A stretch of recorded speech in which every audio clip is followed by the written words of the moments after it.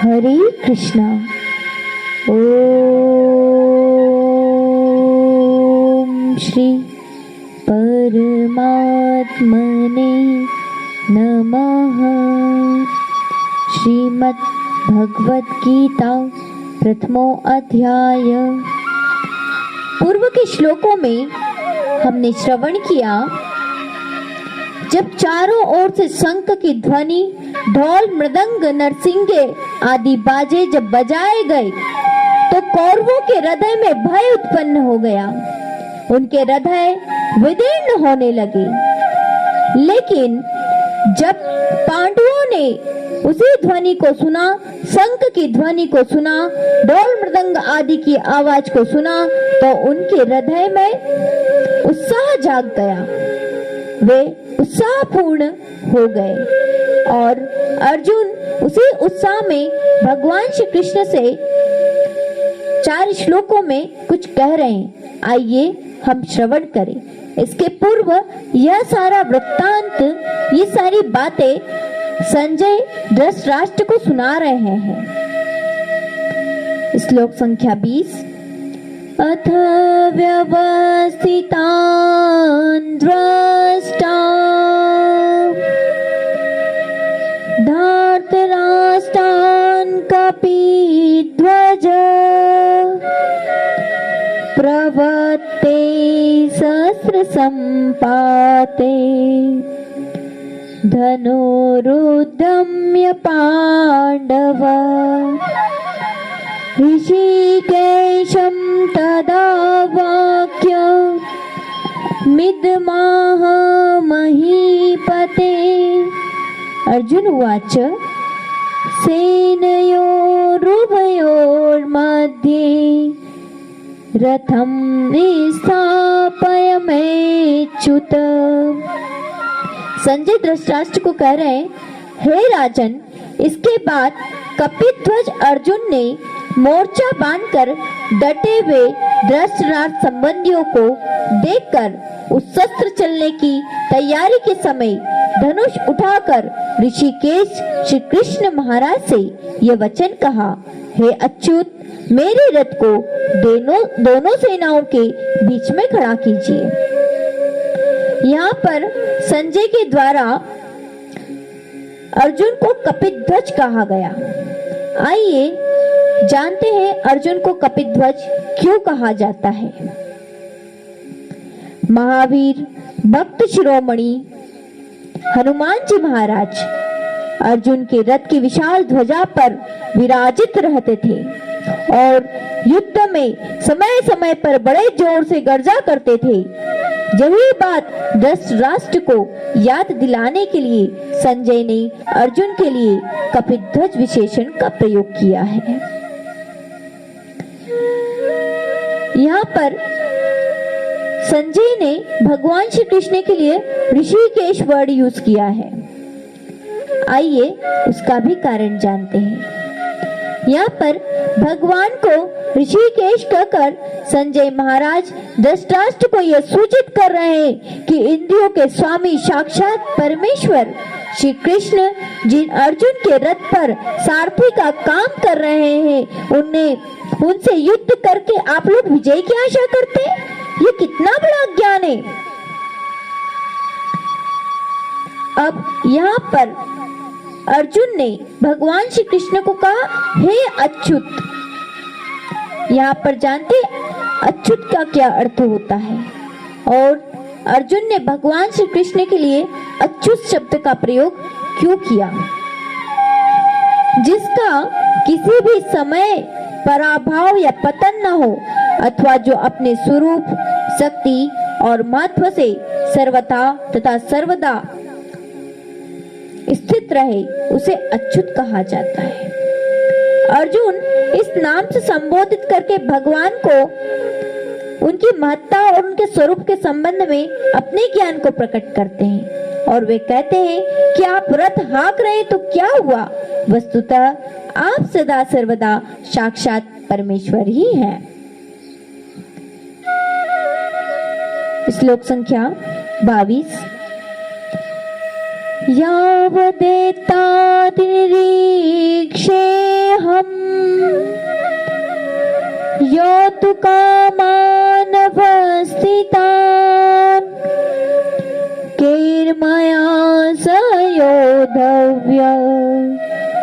मस्मिन् रणसमुद्यमे। और जब तक कि मैं युद्ध क्षेत्र में डटे हुए युद्ध के अभिलाषी इन विपक्षी योद्धाओं को भली प्रकार से देख न लूं कि इस युद्ध रूप व्यापार में मुझे किन किन के साथ युद्ध करना योग्य है, तब तक उसे खड़ा रखिए। अर्जुन, भगवान श्री कृष्ण कह रहे हैं कि आप मेरे रथ को दोनों सेनाओं के बीच में ले जाकर ऐसे उपयुक्त स्थान पर और इतने समय तक खड़ा रखिए जहां से और जितने समय में मैं युद्ध के लिए सज धज कर खड़े हुए समस्त योद्धाओं को भली भांति देख सकूं। योष्यमानाः न वेक्षेऽहं येतेऽत्र समागताः धार्तराष्ट्रस्य दुर्बुद्धे युद्धे प्रियचिकीर्षवः। दुर्बुद्धि दुर्योधन का युद्ध में हित चाहने वाले जो ये राजा लोग हैं, इस सेना में आए हैं, युद्ध करने वालों को मैं देखूंगा। यहाँ पर अर्जुन ने दुर्योधन को दुर्बुद्धि क्यों कहा? अर्जुन कह रहे दुर्बुद्धि दुर्योधन का, युद्ध में हित चाहने वाले। यहाँ पर अर्जुन ने दुर्योधन को दुर्बुद्धि कहा। आइए कारण जानते हैं। दुर्योधन ने पांडवों के साथ अब तक और अनेकों अन्याय तथा अत्याचार किए ही थे, परंतु इस बार उनका यह अन्याय तो असह्य ही हो गया, क्योंकि जिस समय वनवास तथा अज्ञातवास के 13 वर्ष पूरे होने पर पांडवों का उनका राज्य लौटा देने की बात निश्चित हो चुकी थी और तब तक वह कौरवों के हाथ में धरोहर के रूप में था, परंतु उसे अन्याय पूर्वक हड़प जाने की नियत से दुर्योधन इसे सर्वथा इनकार कर गए। इसी के कारण दुर्योधन को अर्जुन दुर्बुद्धि बतला रहे हैं। अर्जुन आगे कह रहे हैं, युद्ध करने वालों को मैं देखूंगा, दुर्योधन का हित चाहने वाले। अर्जुन का इसमें यह भाव प्रतीत होता है कि पाप बुद्धि दुर्योधन का अन्याय और अत्याचार सारे जगत में प्रत्यक्ष प्रकट है, तो भी उसका हित करने की इच्छा से उनकी सहायता करने के लिए राजा लोग इकट्ठे हुए। सब जानते हैं कि दुर्योधन दुर्बुद्धि है, कटु बुद्धि है, फिर भी उसकी सहायता के लिए राजा लोग आए हैं।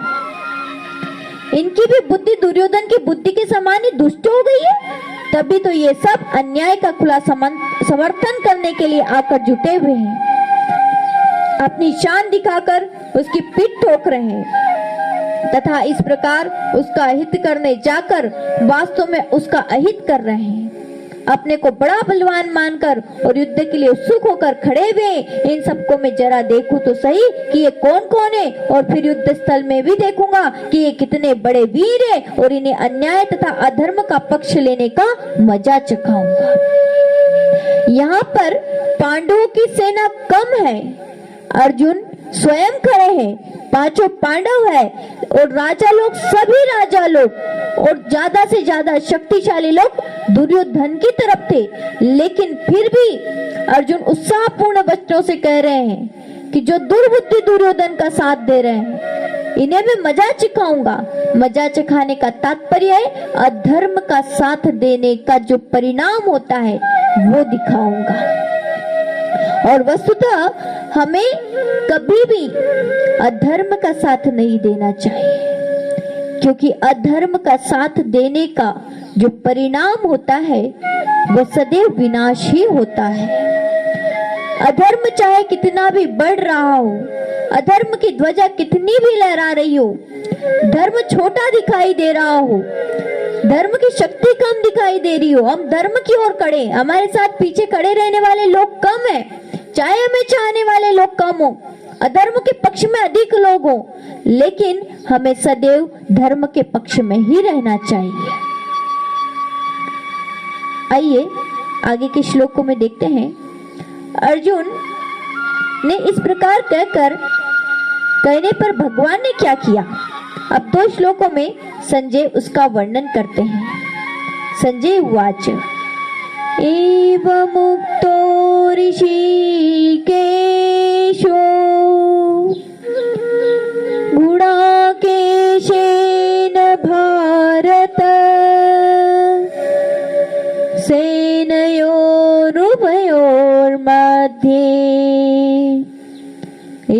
स्थापयित्वा रथोत्तमम् भीष्मद्रोण प्रमुखतः सर्वेषां च महीक्षिताम् उवाच पार्थ पश्येतान् संवेतान् कुरुनीति। संजय बोले, हे धृतराष्ट्र, अर्जुन द्वारा इस प्रकार कहे हुए महाराज श्री कृष्णचंद्र ने दोनों सेनाओं के बीच में भीष्म और द्रोणाचार्य के सामने तथा संपूर्ण राजाओं के सामने उत्तम रथ को खड़ा करके इस प्रकार कहा कि हे पार्थ, युद्ध के लिए जुटे हुए इन कौरवों को देख। गुणाकेश का क्या अर्थ है? यहाँ पर संजय ने अर्जुन को गुणाकेश क्यों कहा?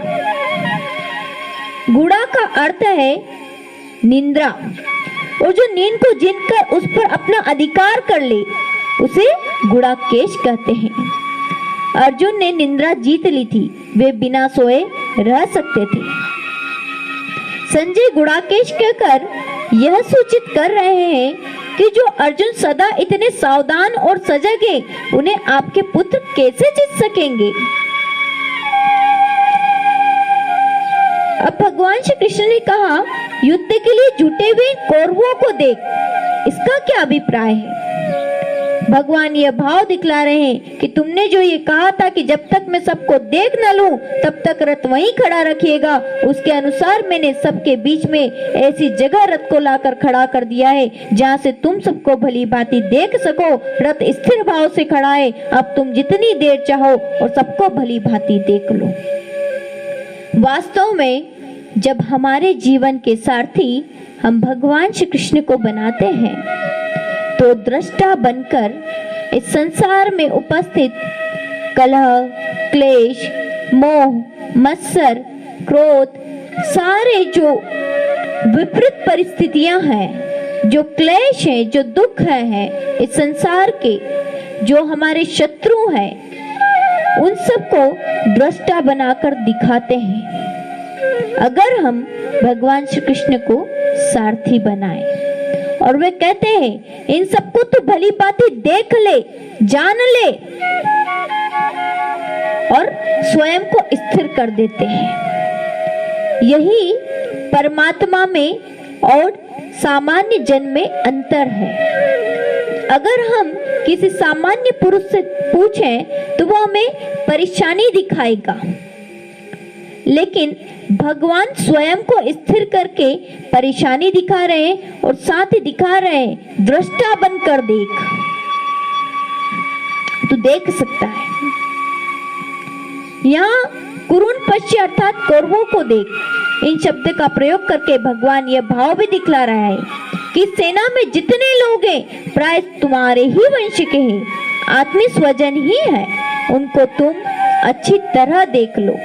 भगवान श्री कृष्ण बड़े चतुर भी हैं और वो अपनी चतुरता का प्रयोग करते हुए ये बता रहे हैं, संकेत दे रहे हैं, तुम्हारे वंश के तथा आत्मीय स्वजन ही हैं, क्योंकि मोह भी हम हमारे अपनों पर ही करते हैं, लोभ भी हम हमारे अपनों के कारण ही करते हैं, क्रोध भी हम अपने अपनों के कारण ही करते हैं। तो भगवान जब हमें दिखाते हैं कि तू तेरे अपनों के कारण ही क्रोध के वशीभूत होता है, तू तेरे अपनों के कारण ही मोह के वशीभूत होता है, तो तू इन्हें देख ले जो कारण है, जो कि क्रोध, लोभ, मोह, मत्सर सबके कारण बनते हैं, उनको तो भली भांति देख। यहाँ पर भगवान एक चीज और बता रहे हैं, आइए श्रवण करते हैं।